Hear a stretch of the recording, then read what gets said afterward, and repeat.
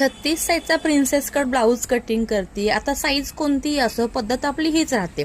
जसं की आपण जो काय बॅक पार्ट आहे साईज प्रमाणे इथे आपण चौथा भाग घेतो छातीचा, 2 इंच मार्जिन देतो आणि जी काही उंची असेल ते 1 इंच प्लस करतो आणि या पद्धतीने बॅक साइड आपण कटिंग करतो। ते टक्स टाकलेले आहेत आणि इथून इकडे क्रॉस घेतलेला आहे, जेणेकरून पाठीमागे ब्लाऊज उचलत नाही किंवा सुंदर बसतो फिटिंगला।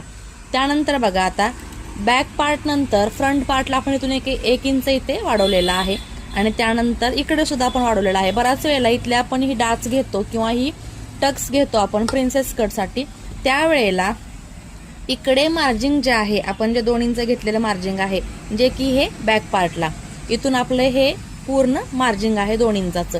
सो हे मार्जिन इथे टक्स घातल्यानंतर फ्रंट साईडला कमी पडू नये म्हणून आपण या मार्जिनच्या पुढे इकडे 2 इंच घेतलेला आहे आणि इकडे आपण पाऊण इंच घेतलेला आहे, ज्यामुळे आपल्याला प्रिन्सेस कटची इथली डाच जी आहे ती घातल्यानंतर प्रिन्सेस कट फिटिंगला मार्जिन सुद्धा परफेक्ट राहतं, 1.5 इंच मार्जिन राहतं।